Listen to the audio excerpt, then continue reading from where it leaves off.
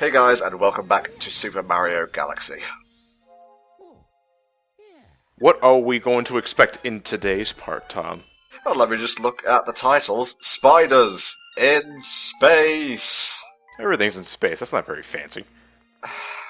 We're in space right now, actually. What do you have to say for yourself? I try so hard with these video titles, and you never appreciate it. I seem to recall not liking this particular mini-boss much. Okay, you want to expand upon that, or should we wait until we actually get to the sucker himself? When we get to the sucker, apparently we need to do another Speedy Comet, god damn it. Well, I think this is a little more interesting. I think this is the one I'm thinking about. Engaging, interesting. Polestar Pass speedrun. Nah, you're still replaying the whole level. I'm thinking of the Silver Stars. Yeah, I don't think we talked about the Silver Stars. Collect like 5 of those, and then they become like a Power Star. That was introduced in a Super Mario 64 DS, wasn't it? Yes, it was. Cool, cool. Not too terribly fond of the collect 5 of a given item to progress kind of thing, whether it's a Polestar chip thing or a Launch Star chip thing or the Power Star chip thing, but I mostly don't like the Silver Stars because of one particular mission in a desert level later on that involves... yeah, that was just kind of tedious. Copious amounts of yeah. I don't mind Silver Stars too much because most of the time when you're collecting them, they're confined to a small area, so you don't have to go very far or think very hard when trying to gather them all. How do we feel about the dramatic music for these time trials? Does it get you pumped up? Ryan, how do you feel about this, mate? It doesn't, because I'm just playing the same level I already did. Well done. Yeah, what if I played it with the volume down? I don't know, it's a damn thing. Mission failed. Mission failed. My TV was on mute the entire time I played this game. Mission failed. That should be a crime, punishable. Yeah, that really is. That's a crime against humanity, man. I don't know, this music would be a bit more pumping if I actually felt any desperation from these time limits at all. But I don't, so... I mean, really, is the time limit ever threatening in the speedrun comments particularly? Like, not including the, Not including purple cup, but not including purple coins, which we'll get to very later down the road, but...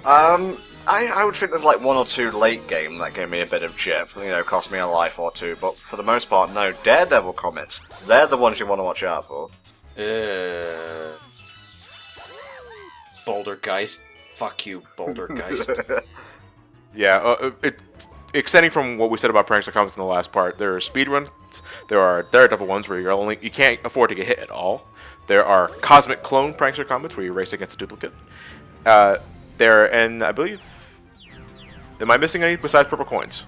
Well, I don't know, but we can act as if we are surprised when they turn up later in the playthrough.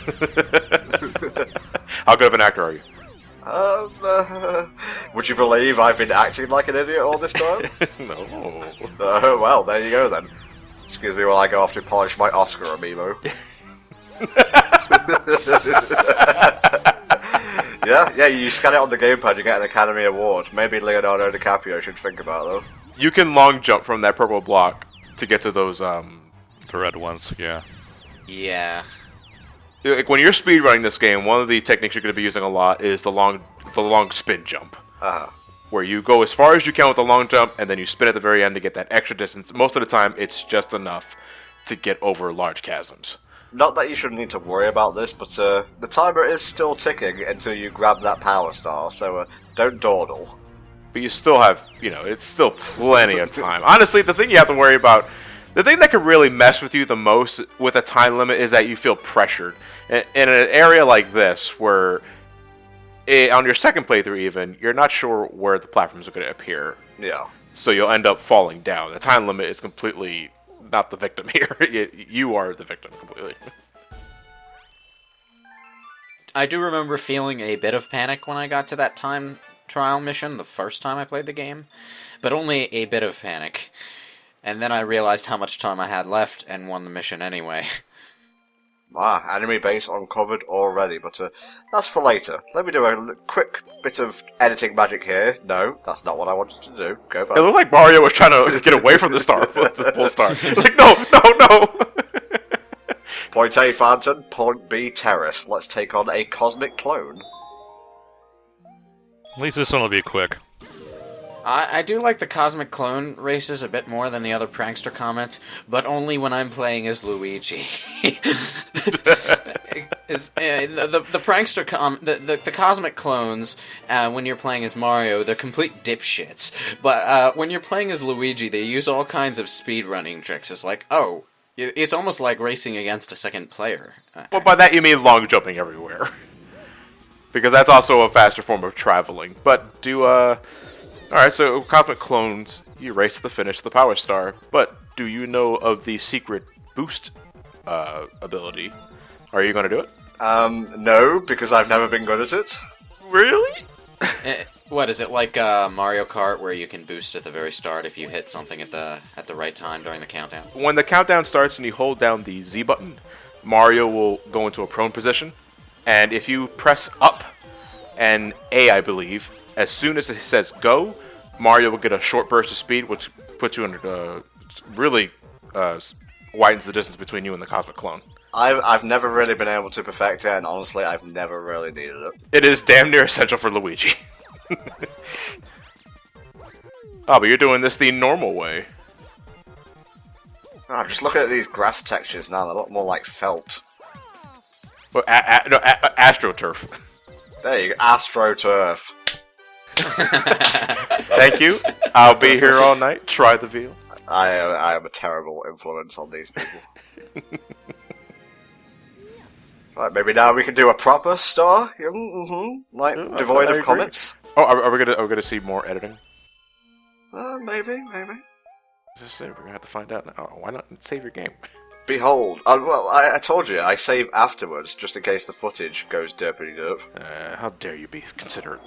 I know. No. Okay. Now we got a boss to deal with. I don't like spiders on Earth. I wouldn't really care for them anymore in space, I'm gonna be honest. The ones in space can jump. Oh, they could jump on Earth as well, Lewis. What are you talking about? Apparently there are mutations of some growing wings. Also, I seem to recall from our playthrough way back when that there's a way to glitch the launch star on this glass planet over here, so that you don't actually have to go inside it to launch. Well, we'll get to that area pretty soon. In fact, I see it out in the distance, right over there. Oh, is that a Yoshi I'm seeing there? Hey, you're crazy. That's toy time. I think it's toy time. Is it toy time? No. No, it's not. It's space junk, isn't it? I think Lewis is the one who's going crazy here. No. What I was thinking of in toy time was the Mario Luigi sprite platform. I'm sorry. Now, you saw what was a hungry Luma back there. Emphasis on was, because I came in just to explore. I thought this was the right way to go. He needs about 50, which is really doable since Space Junk is very generous with the star bits. Gotcha.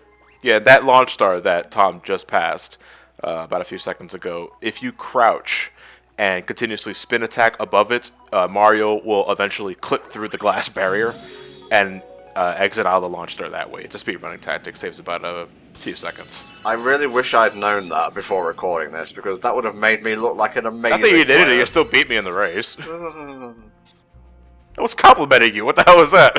I can't take compliments very well, alright? So note to self, never compliment Tom ever. It's okay, Ryan, I don't expect it from you. I love this part. You're a monster, Tom. Imagine if you fired them in the wrong direction. We are Into the sun. Where did he fall to? I think he's behind the. I think he's on the other side of the platform he was on. Yeah, the true answer is who cares. There's toads, there's plenty of them, but then they come in a variety of colours, so you'll never get bored.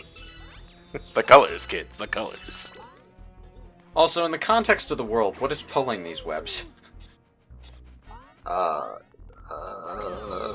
This is not hard. The player. The BRB emailing Miyamoto. It's just like, you have to imagine that Toad just gets yanked back by an invisible force. He must be fucking terrified.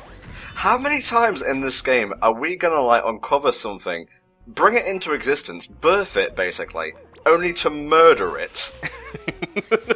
This is a terrible running theme for what is essentially a kid's game. Yeah, eventually we're gonna make Doomsday. Anyway, what you need to do for this one is hit the giant spider's fuck me lights. And that's all I can describe these things as, because the alternative is pus-filled boils. Yeah, I think I prefer fuck me lights. Rolls off the tongue better. No, I think the biggest enemy in this boss fight are the 2D controls. They get really wonky here. Oh yeah, definitely. Especially when you're going from north to south or vice versa. Mario at some points can't seem to make up his mind. He gets that mad space syndrome, just to put it in terms that Sonic fans can understand. Oh, thank you, Johnny. The direction switches itself based on where Mario is in the level. And to be honest, I'm not terribly fond of Galaxy's 2D areas, or Galaxy 2's for that matter. And Galaxy 2 had a few too many of them, if I'm honest. Yeah, the 2D factor started to creep in a bit too much. It's a 3D game. I want to play some 3D gameplay, please. I enjoy the mix. I don't think it's that bad. And honestly, this is like the only time where the 2D gets a little miffy, because they're attempting to do something that's a full circle. Yeah. Well, I don't dislike the 2D mechanics. I just don't think they're as smooth as classic Mario 2D mechanics, like, say, New Super Mario Bros. Wii. Okay. I like how they attempt to make it all, like, artsy and fartsy. Oh, look at the ethereal light shining through the spiderweb of the child spider you just murdered and launched into the sun. Well, I don't know. It could have survived being launched into the sun. Yeah, it had it coming. Don't worry about it. It's just... It had it coming. Yeah. It was just born. Yeah, it was just born, so it's probably got 3 lives left. It was destined to die. Yeah, it restarted its game, so it must have, 5 lives at the very least? Like, if Mario operates on the life system and we're going to get meta here, the rest of the universe must as well. Okay, Hungry Luma number 2. This galaxy is pretty tricky, and I think I mentioned in an earlier part, the lack of arrows when you're, like, pulling and such, it would have been really useful in this one, not gonna lie. The only thing you really get when you're pulling... This is Sling Pod Galaxy, right?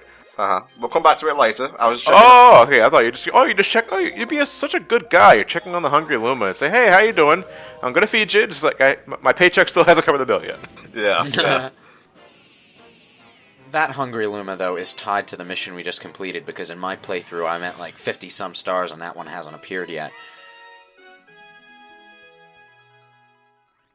Okay, now we can awkwardly travel back to that already created pink launch star and travel to Planet Wooden Yoshi. Am I the only one who finds the shrieking sound the Hungry Lumas make when they transform kind of creepy? No, that's just you, mate. Well, I know they're not, like, permanently transforming into planets or anything, because or launch stars even, but, because the Hungry Lumas in the hub world, after you go to their galaxy and complete them, there'll be pink Lumas on the field, and if you want to go back to that galaxy, you have to talk to them, and they'll turn into a launch star again. This begs the question, though, can actual galaxies revert back to their Luma form, or is there, like, a point in time when they age enough that they're just galaxies forever? Not sure.